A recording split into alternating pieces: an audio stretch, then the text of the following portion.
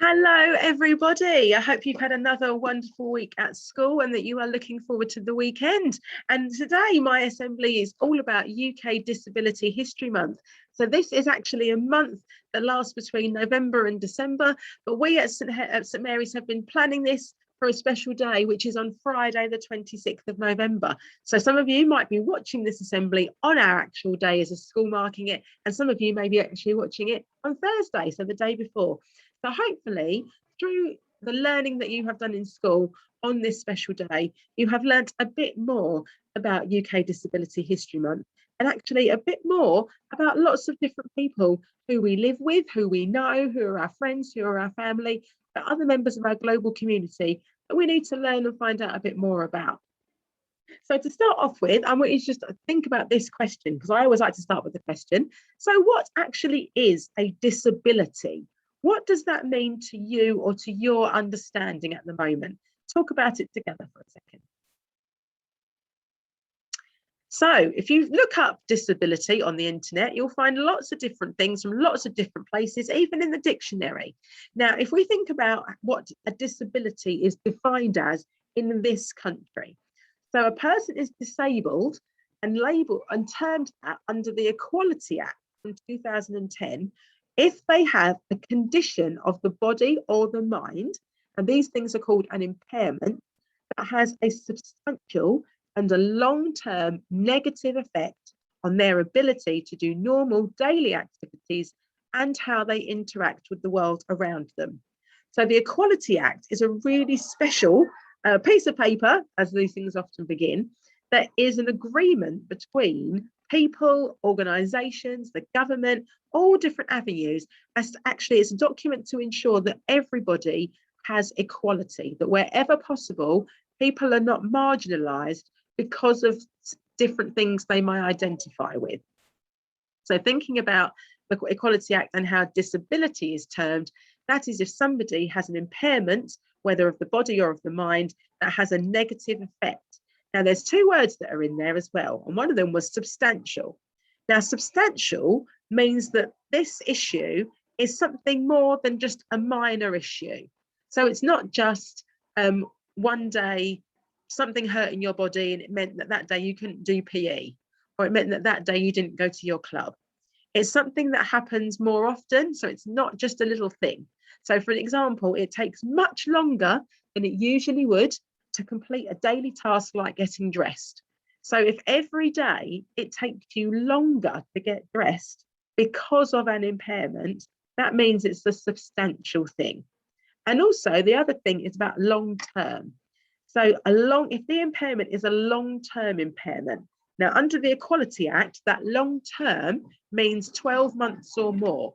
So if this impairment is affecting you over a year, then that is long term in terms of how disability is defined in the Equality Act.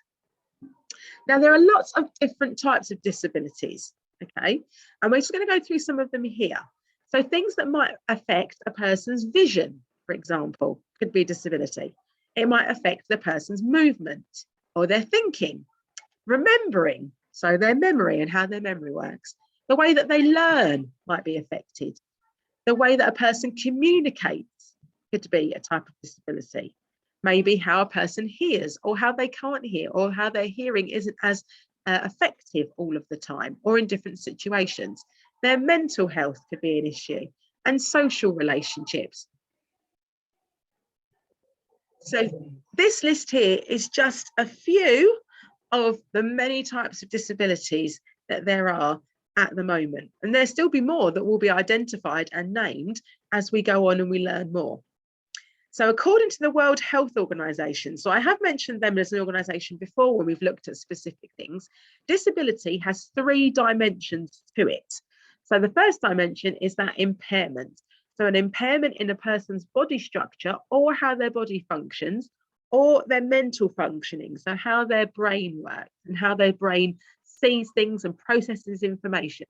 And examples of impairments might include the loss of a limb, or the loss of vision, or memory loss. So those are examples of an impairment. Then there's activity limitation. So when you're doing an activity, there are limitations to that activity. So if you have disability seeing, disability hearing, disability with walking, or a disability in problem solving, in making decisions in your everyday life, that can be an activity limitation that has a dimension within disability.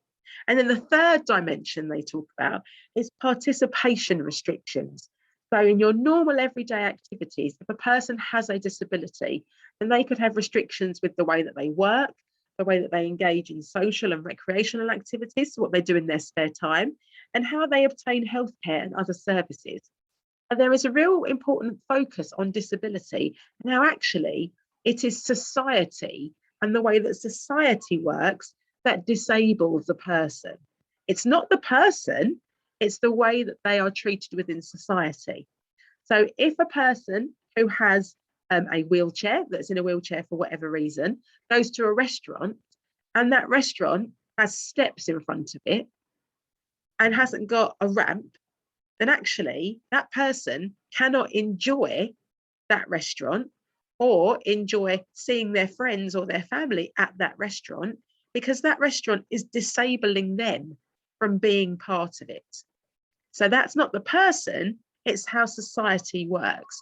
And that's what we need to look at, is how we in our school, how we in our communities, how we in our businesses, both locally, nationally and globally, enable those people who have a disability to actually not be restricted in what they do, because access is provided so that they can take part just the same as every other person.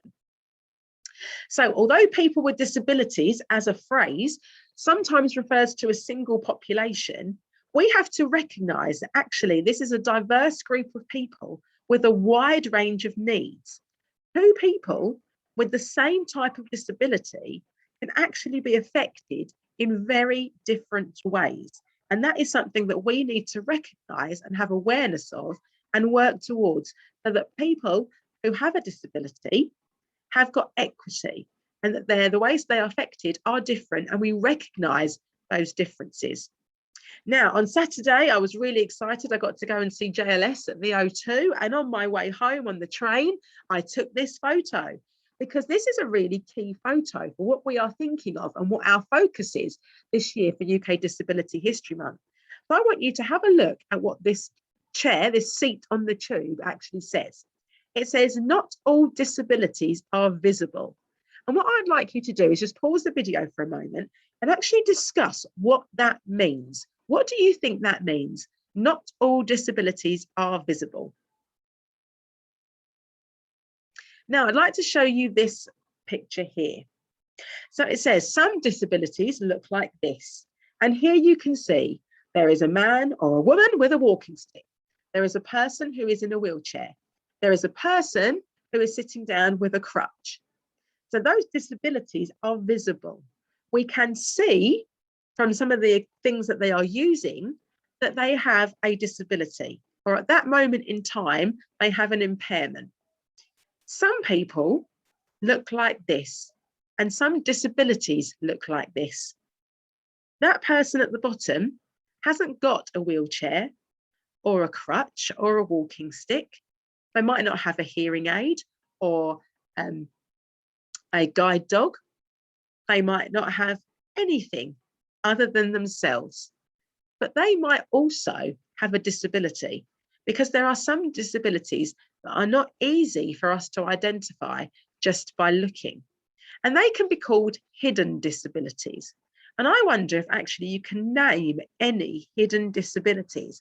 I'm getting you to do lots of talking today as a class, so just take 1 minute or 30 seconds to see if on your tables you can name any disabilities that are not easily identified by sight. You name any hidden disabilities. So here are just some non-visible disabilities. So there's two types of language here. There's hidden disabilities is a term that is used, and there's also non-visible disabilities. So there's two types of language dealing with the same thing. So mental health conditions. So for example, people with anxiety or depression, or if they have obsessive compulsive disorder, these are hidden disabilities. Autism and Asperger's syndrome, again, are hidden. You cannot see just from looking at the person that they may have Asperger's. Sensory processing difficulties are something that's a hidden disability. Cognitive impairment, so things like dementia, or if someone's had a traumatic brain injury, or if somebody has a learning disability, that they're not able to process information in the same way. That's a cognitive impairment. You can't see inside a person's brain from looking at them. So again, it's a hidden disability. Then there are non-visible physical health conditions. So these are conditions that affect how a person feels in their body. But again, you can't see that pain on the outside. So if somebody has chronic pain, or if they have a respiratory condition, so problems with their breathing and their lungs, if they have diabetes, or if they have incontinence, these are non-visible conditions that affect a person's health, but they are hidden from the outside. Hearing loss, again, can be a hidden disability.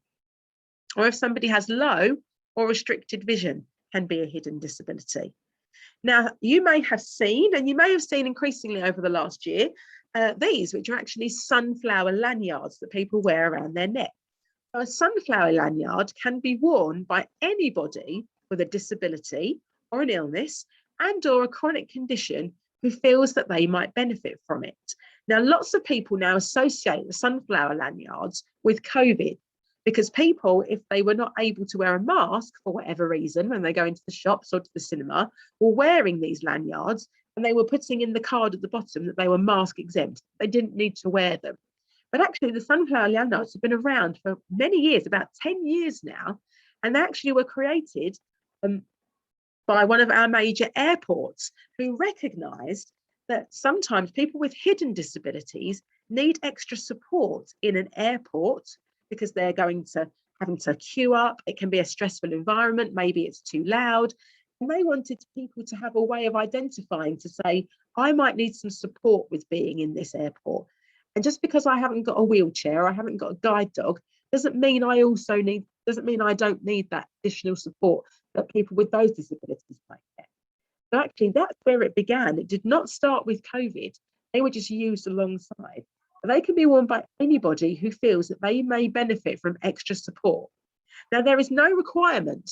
If you have one of these lanyards, there is no requirement for a person with a disability or a hidden disability to disclose their condition.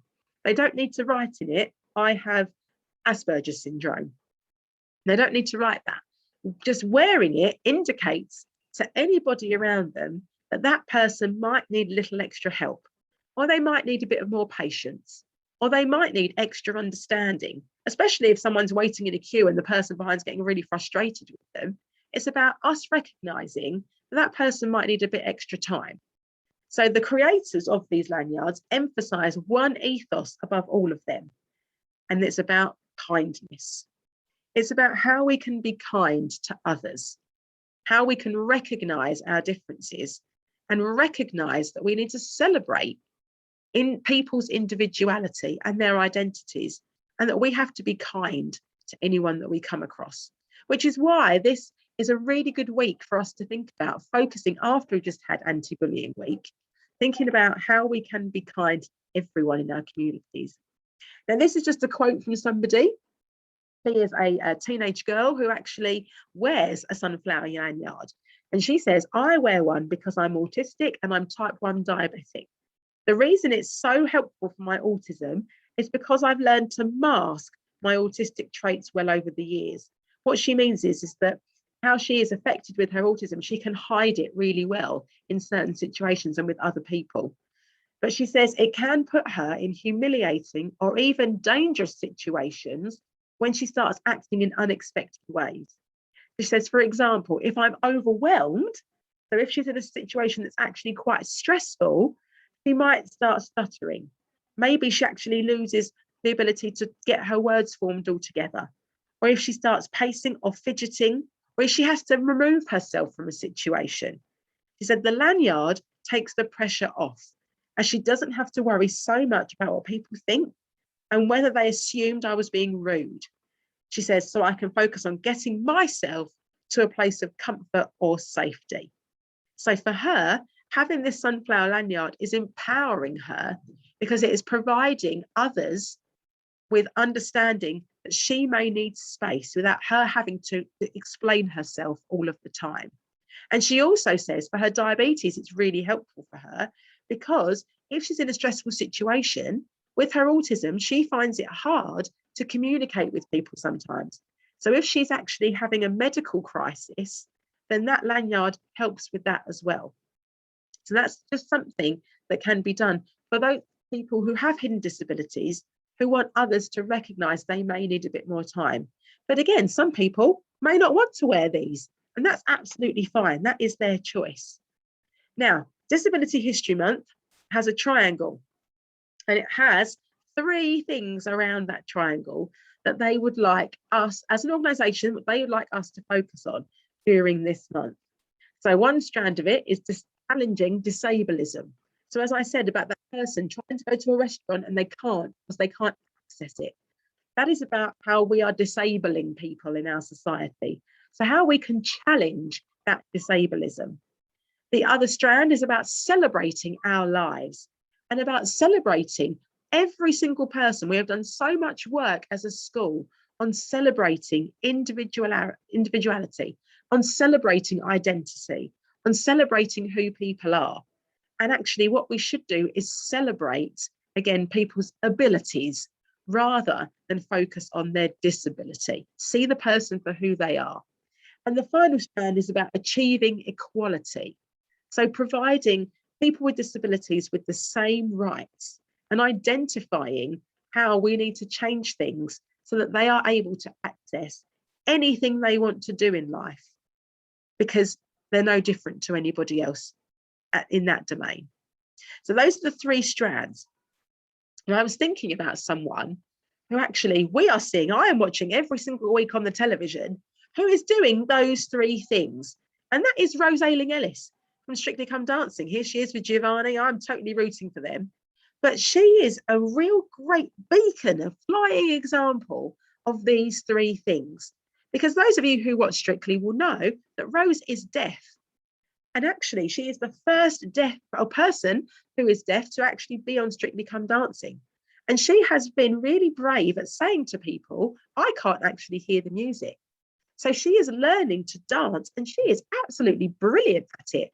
She is learning to dance through counting the steps and through following Giovanni's lead and mirroring and all those things. But Giovanni is actually being really challenged as well, because he's having to adapt the way that he teaches so that Rose can flourish. And these things are happening. So they are both challenging disableism. She is saying a person who is deaf can still be a dancer. He is challenging disableism by saying, well, the way I teach to somebody who isn't deaf needs to change so that actually I can support Rose in being the best dancer that she can be. She is embracing the fact. She is very open about talking about how she is deaf. And there's a really brilliant Google stat that has come up that since she has been on Strictly Come Dancing, the number of Google searches for people who want to learn British Sign Language has gone up 400%. That is amazing. But she is doing all of these things.